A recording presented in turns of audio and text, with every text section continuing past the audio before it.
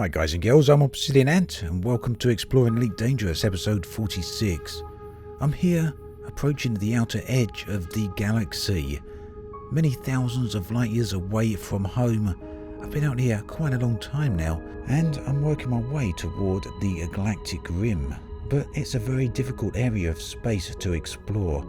The stars spread out and get very thin here, and finding a path through can take time and patience. But let's take a look back home. Now you can see the little cluster of icons there represents pretty much the entirety of human inhabited space, so zooming right out like that gives you a sense of scale of the entire galaxy. Here is Sol, the home of Earth, 57,000 light years away from my current location.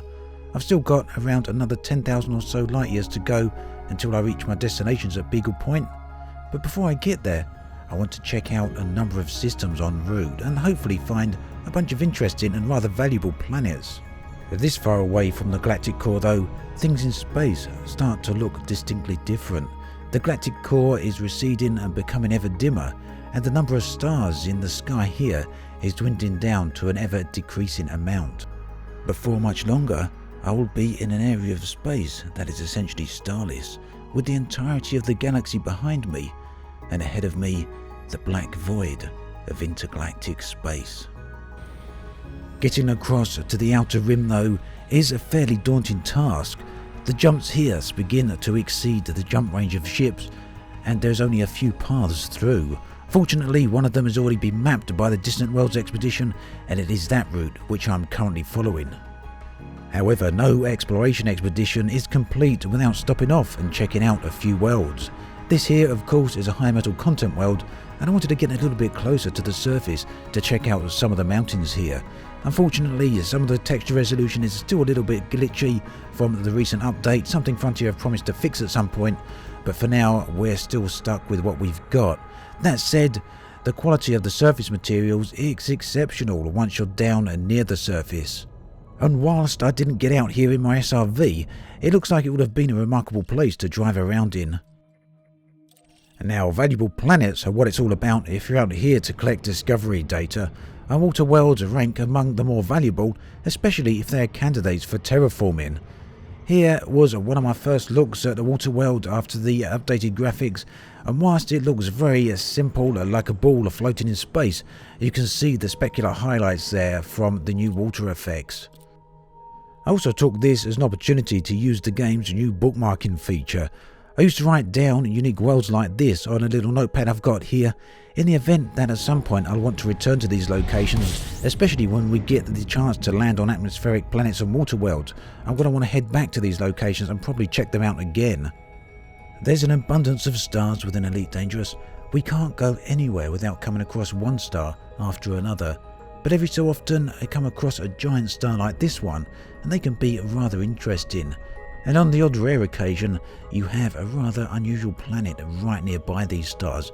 Now, in my experience, gas giants usually exist further into the depths of a system, but on the odd occasion, every so often, you find a gas giant quite close to the central star itself, and that was the case right here. A rather unusual looking gas giant, a type I don't come across all that often, and existing just 135 light seconds away from the central star there. So on approach, it was quite clear that the star in the background was going to look quite large. Not as large perhaps as I was hoping, but nonetheless a rather spectacular sight that you don't often see when out here exploring within the game. And you can see straight away how the new changes there have taken effect. The stars no longer shine through the centre of gas giants like they once did.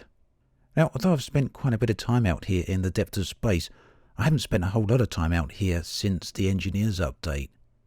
I've spent a bit of time down on planets looking for points of interest, and unfortunately not come across any just yet. But I've heard a few people say that points of interest do indeed exist right out here. So that is something I'm going to try later on, and if indeed you have found anything interesting out here this deep into space, do let me know. It's something I'd love to hear about. Up until this point, exploration has hinged entirely upon the technical success of Elite Dangerous as a game. Frontier have created an absolutely wonderful galaxy out here, with planets that are underpinned by a strong scientific foundation, and they can quite often create some surprising and unique locations to go and visit. However, that said, it can hardly be denied that explorers lack any true gameplay mechanics out here. With a multitude of new regions now permit locked in space, it seems it can't be too long until players are discovering rather unique and unexpected things out here. However, the true mysteries still remain in and around inhabited space, with nothing yet appearing out here in the deepest areas of space. And with an increasing number of new things to explore and build upon back within inhabited space, it's becoming ever more difficult to keep pushing forward on the uncharted regions. Whilst I've said a few times that the engineers themselves pose a few gameplay issues for me, it's nonetheless a huge and significant update and step forward for the game.